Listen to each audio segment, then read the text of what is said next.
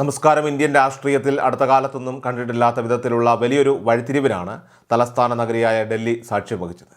തുടർച്ചയായ 12 വർഷത്തെ ഭരണാധികാരത്തിന് ശേഷം തെരുവിലിറങ്ങി പോരാടിയ വിദ്യാർത്ഥികളുടെ ശക്തിക്ക് മുന്നിൽ കേന്ദ്ര ഭരണകൂടത്തിന് പൂർണ്ണമായി കീഴടങ്ങേണ്ടി വന്നുവെന്നത് ചെറിയൊരു കാര്യമല്ല. പ്രക്ഷോഭങ്ങളുടെയൊക്കെ തന്നെ കനൽ ചൂടിൽ ഒടുവിൽ കേന്ദ്ര വിദ്യാഭ്യാസ മന്ത്രി ധർമ്മേന്ദ്ര പ്രധാന് സ്വന്തം കസേര രാജിവെച്ച് ഒഴിയേണ്ടി വന്നു. കോക്രോച്ച് ജനതാ പാർട്ടിയുടെ മുന്നണിയിൽ അണിനിരന്ന ആയിരക്കണക്കിന് ചെറുപ്പക്കാരുടെ പ്രതിഷേധം കേവലം ഒരു മന്ത്രിയുടെ രാജിയിൽ മാത്രം ഒതുങ്ങുന്ന ഒന്നായിരുന്നില്ല. മറിച്ച് തങ്ങളുടെ ഭാവി അനിശ്ചിതത്വത്തിലാക്കുന്ന അന്യായമായ നയങ്ങൾക്കെതിരെ രാജ്യത്തെ യുവത്വം നടത്തിയ ആത്മാഭിമാനത്തിൻ്റെ വലിയൊരു പടയോട്ടമായിരുന്നു അത്. എതിർ ശബ്ദങ്ങളെയും പ്രതിഷേധങ്ങളെയും ഒക്കെ തന്നെ അധികാരം ഉപയോഗിച്ച് അടിച്ചമർത്താമെന്ന ഭരണകൂടത്തിൻ്റെ തെറ്റായിട്ടുള്ള ധാരണക്കേറ്റ കനത്ത തിരിച്ചടിയായാണ് ഈ വിദ്യാർത്ഥി മുന്നേറ്റം ചരിത്രത്തിലിവിടെ രേഖപ്പെടുത്തുന്നത്. സമരം ഉണ്ടാക്കി വെച്ച രാഷ്ട്രീയ പ്രകടനത്തിൽ നിന്നും പൊതുജനമധ്യത്തിലെ നാണക്കേടിൽ നിന്നുമൊക്കെ തന്നെ രക്ഷപ്പെടാനായിട്ട് സർക്കാരിൻ്റെ ഭാഗത്തുനിന്നും പിന്നീട് കണ്ടത് വിചിത്രമായിട്ടുള്ള നീക്കങ്ങളായിരുന്നു. കോപാകുലരായിട്ടുള്ള യുവാക്കളെ തണുപ്പിക്കാൻ അർദ്ധരാത്രിയിൽ ഇൻസ്റ്റാഗ്രാമിൽ ഫ്രണ്ട് ക്യാമറ വീഡിയോയുമായിട്ട് സാക്ഷാൽ പ്രധാനമന്ത്രി നരേന്ദ്രമോദി തന്നെ നേരിട്ടെത്തി. എന്നാൽ അതൊരു വലിയ പരിഹാസ നാടകമായാണ് ജനങ്ങൾക്കിടയിൽ മാറിയത്.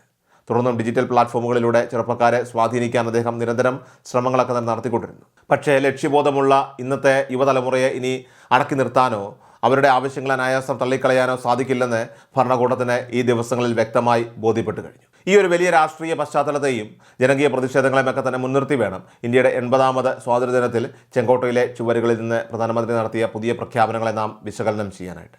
ചെങ്കോട്ടയിൽ വെച്ച് പ്രധാനമന്ത്രി നടത്തിയ മനോഹരമായ പ്രസംഗത്തിലുടനീളം ഡൽഹിയിലെ തെരുവ് പ്രക്ഷോഭങ്ങൾ ഉണ്ടാക്കിയ ഭയവും അനുനയ നീക്കങ്ങളുമാണ് പ്രതിഫലിച്ചു കണ്ടത്. അതിലേറ്റവും പ്രധാനപ്പെട്ട ഒന്നായിരുന്നു മത്സര പരീക്ഷകൾക്ക് തയ്യാറെടുക്കുന്ന ഉദ്യോഗാർത്ഥികൾക്കായിട്ട് രാജ്യവ്യാപകമായി ഒരുക്കുന്ന സൗജന്യ ഓൺലൈൻ കോച്ചിംഗ് സംവിധാനം. സ്വകാര്യ പരിശീലന കേന്ദ്രങ്ങളൊക്കെ തന്നെ സാധാരണക്കാരിൽ നിന്നും ഇടത്തരക്കാരിൽ നിന്നുമൊക്കെ തന്നെ ഈടാക്കുന്ന അമിതമായിട്ടുള്ള ഫീസ് അത് വലിയൊരു സാമ്പത്തിക ബാധ്യതയാകുന്ന സാഹചര്യത്തിലാണ് ഈ തീരുമാനമെന്നാണ് സർക്കാർ വക്താക്കളൊക്കെ തന്നെ അവകാശപ്പെടുന്നത്. എന്നാൽ ഇതിന് പിന്നിൽ മറ്റൊരു യാഥാർത്ഥ്യമുണ്ട്. പരീക്ഷകളിലെ നിരന്തരമായിട്ടുള്ള ക്രമക്കേടുകൾക്കെതിരെ രാജ്യത്തുടനീളം പറന്നു പിടിച്ച രോഷവും അതോടൊപ്പം തന്നെ പ്രവേശന പരീക്ഷകൾ അത് ചെറുപ്പക്കാരിൽ ഉണ്ടാക്കുന്ന കടുത്ത മാനസിക സമ്മർദ്ദവുമാണ് ഇത്തരമൊരു പദ്ധതി പെട്ടെന്ന് പ്രഖ്യാപിക്കാനായിട്ട് സർക്കാരിനെ നിർബന്ധിതരാക്കിയിരിക്കുന്നത്. സൗജന്യ പരീക്ഷാ പരിശീലനത്തിന് പുറമെ രാജ്യത്തെ 1 കോടിയോളം വരുന്ന യുവാക്കൾക്ക് അത്യാധുനിക സാങ്കേതിക വിദ്യകളിൽ സൗജന്യ പരിശീലനം നൽകുമെന്ന പ്രഖ്യാപനവും പ്രധാനമന്ത്രിയിൽ നിന്നുണ്ടായി.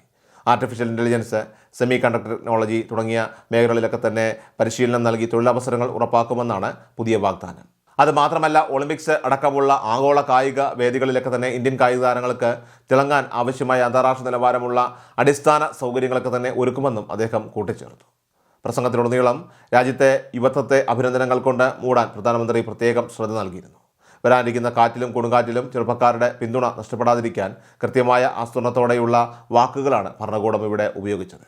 വികസിത ഭാരതം 2047 എന്ന ലക്ഷ്യത്തിലെത്താനായിട്ട് യുവതലമുറയുടെ പങ്കാളിത്തം ഒഴിച്ചുകൂടാനാവാത്തതാണെന്ന് പ്രസംഗത്തിൽ പ്രധാനമന്ത്രി ഊന്നി പറഞ്ഞു. 2047ഓടെ ഇന്ത്യയെ ഒരു വികസിത രാഷ്ട്രമാക്കി മാറ്റാനുള്ള വലിയ ദൗത്യം രാജ്യത്തെ 140 കോടി ജനങ്ങൾക്കൊപ്പം യുവാക്കളുടെ തൊഴിലുമാണെന്നാണ് അദ്ദേഹം ഓർമ്മിപ്പിച്ചത്. എന്നാൽ ആകർഷകമായ ഈ വാക്കുകൾക്കും വാഗ്ദാനങ്ങൾക്കും പിന്നിലെ രാഷ്ട്രീയ സത്യം തികച്ചും വേറൊന്നാണ്. ഡൽഹിയിൽ തങ്ങൾക്കെതിരെ ആഞ്ഞടിച്ച വിദ്യാർത്ഥി സമരത്തെ കേന്ദ്ര ഭരണകൂടം എത്രത്തോളം ഭയന്നിരുന്നു എന്നതിൻ്റെ വ്യക്തമായ തെളിവാണ് ഈ പെട്ടെന്നുള്ള നയമാറ്റമെന്ന് പറയുന്നത്. ചെറുപ്പക്കാരെ ശാന്തരാക്കാതെയും അനുനയിപ്പിക്കാതെയും ഇനി അങ്ങോട്ട് അധികാരത്തിൽ മുന്നോട്ട് പോകാനായിട്ട് കഴിയില്ലെന്ന വലിയ യാഥാർത്ഥ്യം മോദിക്കും അദ്ദേഹത്തിൻ്റെ സർക്കാരിനും കൃത്യമായി മനസ്സിലായി കഴിഞ്ഞിരിക്കുകയാണ്. എത്രയൊക്കെ മനോഹരമായ വാക്കുകൾ കൊണ്ട് മൂടിയാലും തെരുവിലും പരീക്ഷാ ഹാളുകളിലുമൊക്കെ തന്നെ തങ്ങൾ അനുഭവിച്ച കഷ്ടപ്പാടുകളും അനീതികളും സ്വാതന്ത്ര്യദിനത്തിലെ മിനുസപ്പെടുത്തിയ പ്രസംഗം കേട്ട് പെട്ടെന്ന് മറക്കാൻ തയ്യാറല്ലെന്ന് ഇന്ത്യയിലെ യുവതലമുറ തെളിയിച്ചു കഴിഞ്ഞു. സമരം കൊണ്ട് തടസ്സപ്പെട്ട പഠനവും അടിച്ചമർത്തലുകളും ഒക്കെ നൽകിയ മുറിവുകൾ ഒരു പ്രഖ്യാപനം കൊണ്ട് മാത്രം കഴുകിക്കളയാൻ കഴിയില്ല.